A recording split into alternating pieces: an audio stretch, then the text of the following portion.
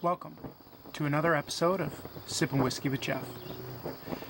How's it going, guys? So a little change of scenery today. Today, or tonight, we're having a little Sippin Whiskey with Jeff outside in my gazebo.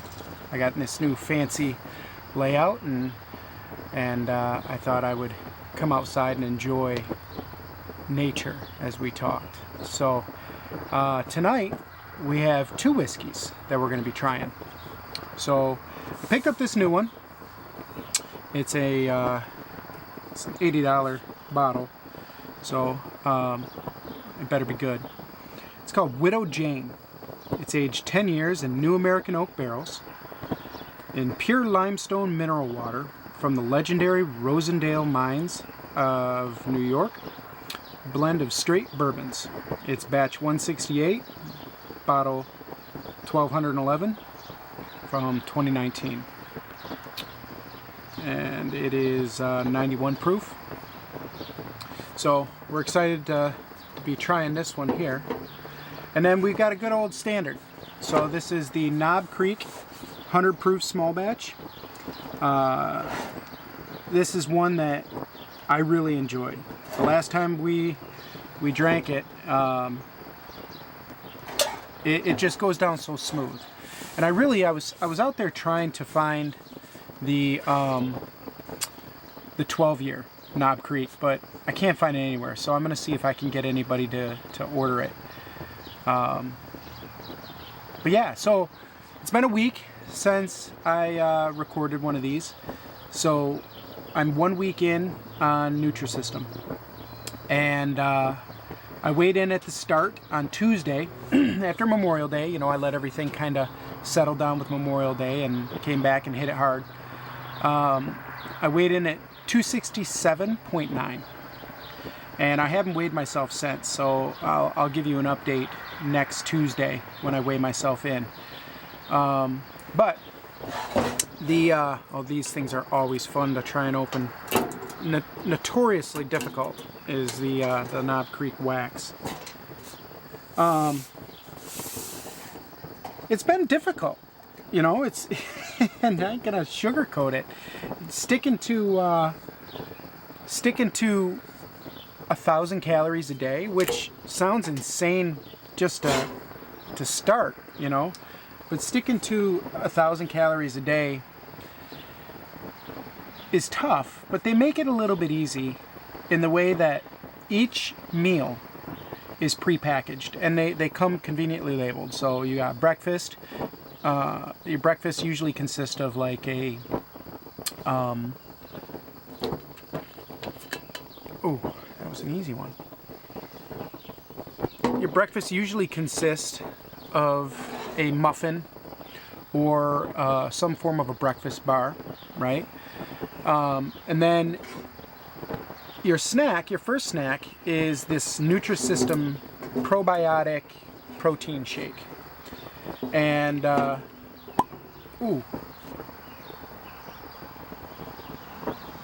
very mellow smell to that. Almost can't even smell. We're gonna let that breathe for a minute. You almost can't even smell it comparatively to the Knob Creek. The Knob Creek has that classic whiskey smell to it. I'm excited to pour that. I haven't drank all week, so this is a momentous occasion. So your morning starts with a muffin or some form of a bar, usually around 150 calories, 120 to 150 calories. And then you have your shake, and your shake is actually really, really good tasting chocolate shake. And I also have the vanilla. For next week, I got 2 containers of it. And then lunch comes. Now, your whole first week was contained in a box about yay big, like the size of a mailbox. You fit your entire week's worth of food into. So I opened that up. I was like, this can't be right? Because I got 2 big boxes. When it first came, it was a freezer box full of freezer food. Really good looking, like you get ice cream cakes with you know, the cookies on top. You got your different entrees and things like that. And then I got another box full of dry goods and on the goes. You know, you got your bars, you got cereals, you got there's even some lunches in there that I don't know how they're not refrigerated or frozen. Like tonight, I had a lasagna out of there. And it's just a box, right? And you peel it back, you microwave it, you eat it. It was pretty damn good. You know, their bean chili. Oh my God! I wish I had a giant pot of it. It was so good. Some of it's just kind of average frozen food fare that you're gonna taste. You know, but. Yeah, so then you have a lunch. And your lunch comes in this, it's like the size of a Carnation Instant Breakfast packet, if you've ever had those, or even a big oatmeal packet, right? And it could be anything from pasta fagioli. Actually, those come in those like almost like a Chef Boyardee single serve container. But I had like meatballs and marinara sauce, right? And that came in one of those packets. I've had, oh man, I'm trying to think. I think my favorite this week has been that chili. Man, it was so good. Out of a can, this chili was to die for. Like, I could see a big bowl of that with some sour cream and a little bit of cheese. Oh! So, I'm coming up on the end of my first week. I can tell a difference. I can tell a difference in just the way my stomach is sitting, right? And how I feel. The clothes I'm wearing, they're not too loose, but they're starting to fit a little bit better, you know? I am tired. You are going to struggle if you're doing this. You're going to feel tired. But the key to fixing that, and I found this out on day 2, go buy a ton of non-starchy vegetables. So your broccoli, you can have a big old salad. I mean, I usually make each one of my lunch and dinner, I'll make a full plate, and I'll take a couple handfuls of spring mix veggies, and I'll take a couple handfuls of just a standard iceberg lettuce mix with some extra veggies in there. So I got what's called the Dole American blend. It has radishes and carrots and, you know, iceberg and romaine lettuce in there, and then I put a lower calorie dressing on there. So I found one called it was a lemon garlic and olive oil salad dressing. It's pretty damn good, I'll tell you what. I got that, and I got a balsamic vinaigrette, and really most salad dressings fall into the low calorie range. They're not very high calorie dressings, you know. Last night I had a little bit of broccoli. You know, I had a bowl of broccoli while I was playing my video games with just a little side of ranch, dipping it in there and then munching it like I would the potato chips normally. So I'm pretty excited about that. Next week, coming up on Tuesday, I'm going to start my start moving into a normal calorie range. So you get 5 meals. And then you have 2 flex days where you're going to make your own or do takeout, whatever, and they help you know what you should make. You know, maybe for dinner you have a grilled chicken breast with some steamed broccoli and a little side of like a quarter cup of rice, or something like that. You know, instead of having a plate of, oh man, I picked the kids up pizza last night, and that is my lasagna, pizza, steak would be number 1 out of all those. That's my favorite food. You know, maybe I really like a good barbecue country spare rib, right, or a good rib, but smelling that pizza all the way back after I've been living on 1,000 damn calories a day, it almost didn't make it back. It took everything I had last night while I was playing these games not to get up and eat some of that crazy bread, eat some of that pizza that was sitting in the fridge. But you got to stay strong. You got to remind yourself, why are you doing this? Why? And what has caused you to continue to go back and gain the weight that you've always had, right? It's that type of mentality. Another thing, I got to show you, I got to get up here. I told you last week I ordered this motivational water bottle. Look at this thing. It's as big as my head. So it says 8 a.m. ready, set, drink. 10 a.m. and I each go here doing these little ticks. 10 a.m. you've got it. 12 p.m. keep drinking. 2 p.m. halfway there. 4 p.m. no excuses. 6 p.m. a little bit more. That's where we're at now. Although I think I'm a little bit behind today. I need to get some drinking done. And then 8 p.m. you've made it. It's got a nice little top here and a little handle to carry. I picked this up off Amazon.com.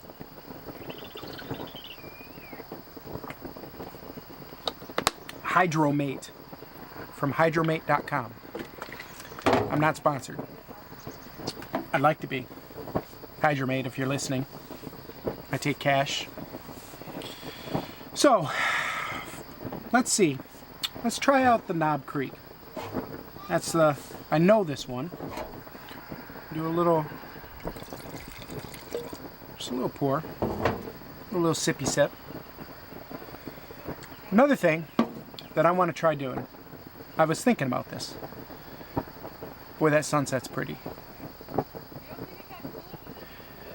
I want to come up with a rating system. You know? Not anything crazy, but flavor, you know, nose, how does it smell, taste, that's flavor, I guess, burn, I don't know, maybe help me come up with some criteria there. I'm going to look around at what other people, how they judge it, but this way I'm going to create like a little chart there, and that way I could share with everybody what, you know, whiskeys I think are a waste of time. Because I buy a lot of them and try different ones. I got a shelf. I still got the Mammoth Distillery is a really good one, man. It's a really good flavored whiskey, but it's got a, it'll put a boot in your ass. So.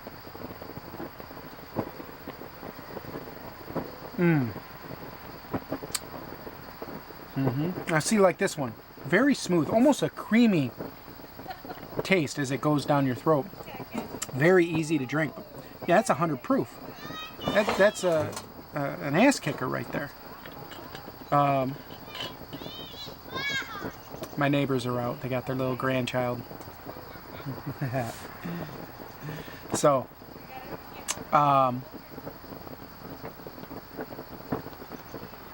yeah. You know, I was reading a little bit today on Facebook about everything that's going on in the world, and I don't want to get too far into it because it's depressing, man. Just everything, you know, with the COVID and everybody being stuck inside. You can tell everyone's just over it. You can hear the traffic behind me. It hasn't stopped all day. Just zoom, zoom, zoom. The other day, Meijer, it was as full as on Christmas Eve. It was unbelievable. How do you need that much stuff? Just go to Amazon. But I guess people just want to get out of the house, you know. So you have all this protesting and fighting and you know, the police brutality is just, it's hard, man. It's rough. These people, they're out there. Some of them never should have the job to begin with, ever. Should never be given that power. Other people crack, dealing with the hardest individuals on the planet, you know. And there's no excuse for it. There's no excuse. You got to man down. Doesn't matter if you're in a bar fight, if you're arresting someone. There ain't no point to be made keeping them, kicking them while they're down or kneeling on their neck. You know? And so a lot of people are torn on this as far as, you know, they support the whole, you know, kneeling on somebody's neck until they're dead. That's a bad thing. And some people are really struggling with the fact that they're burning down the targets, they're burning down local businesses, where some of them are the people that are standing right next to them protesting. You know, it just becomes this wild fervor, and some people take advantage of it. Sometimes, you know, there are bad actors out there that are starting this shit just to start it, just to make other people look bad. Listen to that dog yap. Quit yapping. You're on my video. You know, I ain't got no answers for it. I shared a song today on my Facebook and dedicated it to the world. It's called Jack Johnson, Better Together. We really are, as a people. I don't know if you had a chance today to watch that NASA and SpaceX joint mission to put an American in space from American soil for the first time since 2011, but man, it was awesome. It's awesome. You know, these people work together on something that has always traditionally been a government-run agency. And for the first time, a commercial agency has been given the reins to build something, and they built it better than it could ever be imagined. They took basically what you imagine from sci-fi and made it real. You know, it was important to them. They modernized the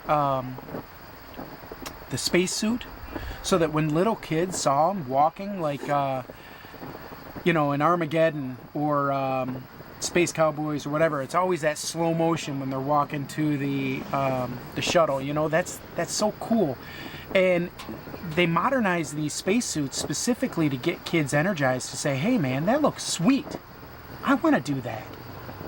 I want to do that. Get these kids energized. I tried to force my kids to come down and watch. Felicity was the only one that sat with me because I made her watch the shuttle launch. But, you know, they can shoot this giant rocket off into space or subspace, disengage, have it fall to the earth, fire in a controlled burn, and land it on a barge in the middle of the ocean, remotely, like a remote control drone. Are you kidding me? You know how awesome that is? If that shuttle would have started to explode on takeoff, like the Challenger, they've got controls in place that would blow off the tip of that rocket and save the astronauts. Short of a catastrophic explosion where the entire thing, and I don't know, maybe they've even figured that out with their safety controls. If they sense that that thing is exploding, it tries to propel them away from that. It's just awesome where we're going. And one day, hopefully my kids see humans go to Mars. I think it's going to be a hell of a trip, man. They're going to have to first get onto the moon. They're going to have to build a base there. And they're going to have to shoot from the moon to Mars. You know what's pretty awesome is up by my property, just north of my property, they just okayed, or they're in the process of okaying, a fucking space launch pad. Like the Kennedy Space Center in Michigan, up by Standish. That's awesome. I'm going to be able to sit there at the campfire and watch space shuttles go up for resupply missions to the International Space Station. Or shooting off satellites into space. That's awesome. But the point of all that is look at what we can do when we work together. There ain't nobody better than anybody else on this planet. We're all equal. Like it or not. We all bleed. We're all made up of the same junk. And we're all brothers and sisters, end of the day. You know, I was raised in a family that, you know, it's got some racists in it. It's got some bigots. My own father was a racist. You know, he was kind of like Clint Eastwood in Gran Torino. is what it is, I guess. You ain't going to change people like that. That's an entire lifetime. It's a generation of racism. But you have this new generation coming up where it's not okay anymore. It's not. My kids, their kids, hopefully will start to see the end of this bullshit. But who knows? All throughout history, it's moved from one to the next. The Irish, the Chinese, they were put to work on the railroads. Jews, what happened to them? Blacks, slavery and stealing them from their homes, just destroying their entire culture. Why? For what? It's always for the human gain. It's always for that greed or the need to feel powerful or on top of somebody else. And I think that might be why so many people are afraid of like a universal income in the United States or universal health care, because it starts to level the playing field a little bit. It starts to bring some equality across the board. I don't know. Maybe not. I'm not no big political science major or whatever. Waylon just came out, peed on a tree, and went back inside. Alright. That was the Knob Creek. I'll tell you that the flavor on that is just so good. It's got almost like a vanilla. And I know I made fun of people saying what the palate is. I'm just talking about overwhelmingly. It's got a very smooth vanilla caramel flavor as you sip it. Very, very good. All right, let's see what this bad boy is about. Widow Jane. Who brews this? What is this? Reviving the lost art of... My kids were making fun of me today. I'm finding myself, even with contacts, starting to have to hold things out. What's going on? All right. Reviving the lost art of marrying the finest whiskeys, Widow Jane 10-year-old is our signature bourbon. Waylon? Hand-assembled in Brooklyn using our richest and rarest straight bourbons, only ever in 5-barrel batches, non-chill, filtered, and proofed with our own mineral water from the legendary Rosendale mines of New York. We deliver whiskey unique in its intensity and complexity. All right. Widow Jane Distillery, Brooklyn, New York.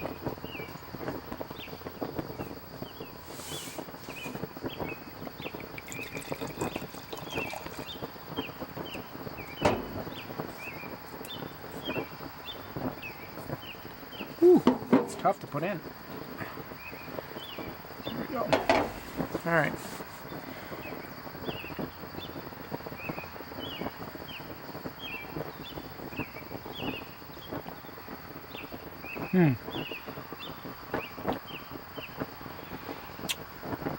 Interesting. It's got a flowery taste. I think Angel's Envy is a little bit like that. But it's got a very interesting taste to it. It's, I almost said citrusy, but I think flowery is a better flavor to peg that on. It's smooth. Boy, but it's got some fire. My tongue is burning. But, still no real note to it. It's really a really mild smelling whiskey. But you can smell the fruitiness of it, the flower. There's the hint of an alcohol, like the rubbing alcohol smell. You don't get that with the Knob Creek.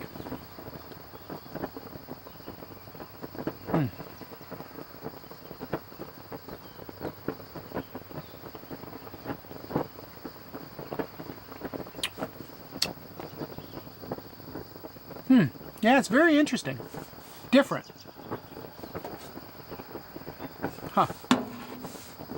So, everybody just needs to start.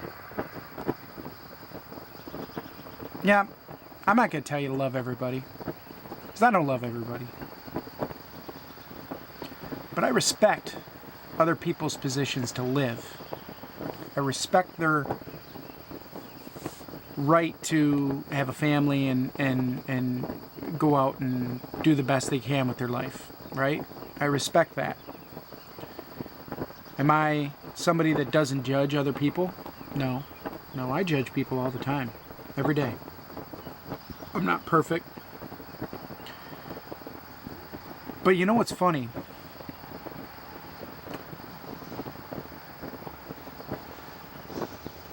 There are times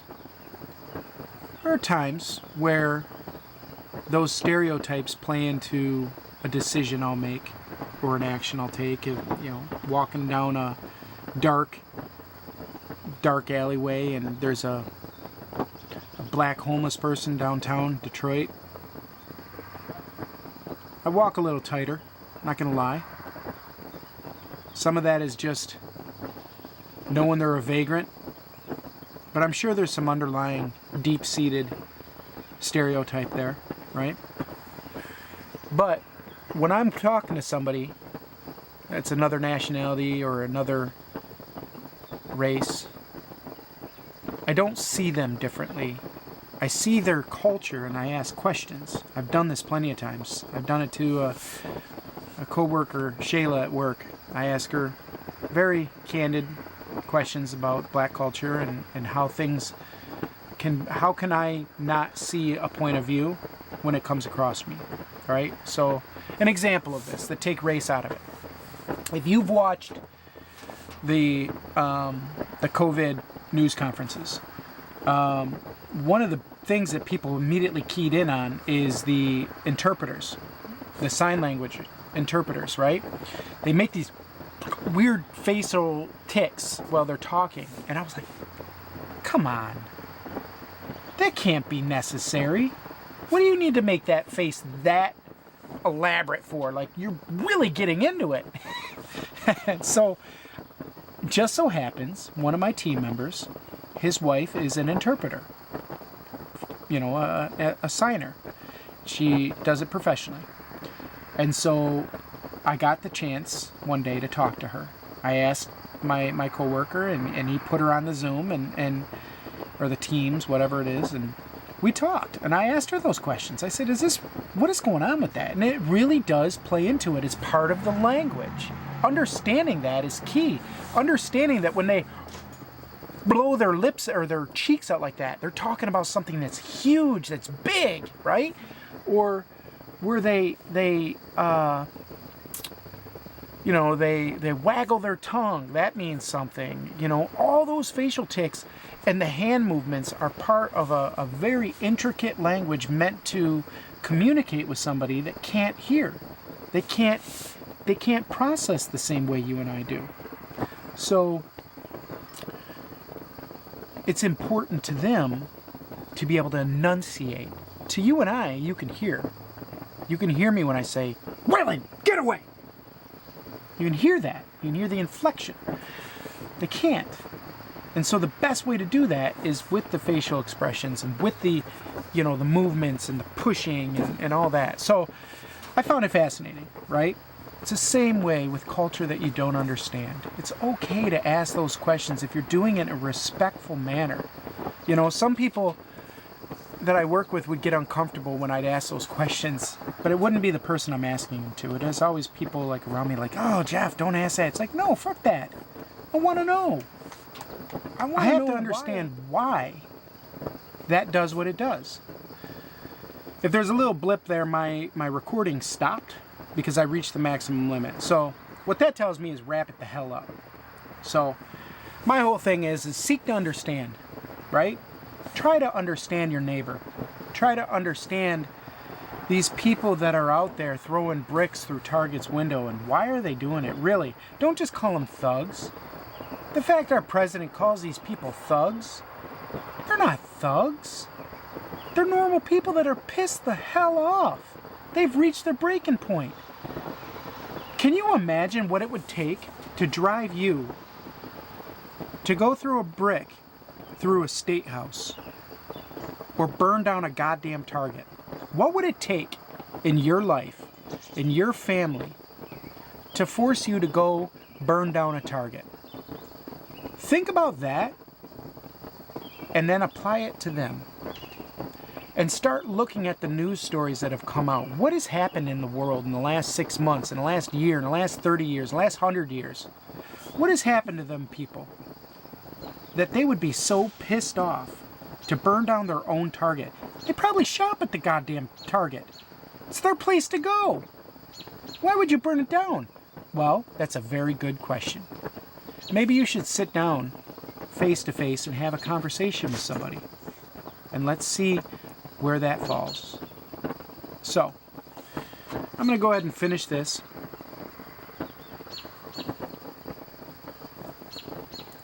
You guys have a wonderful night. And until next time, adios.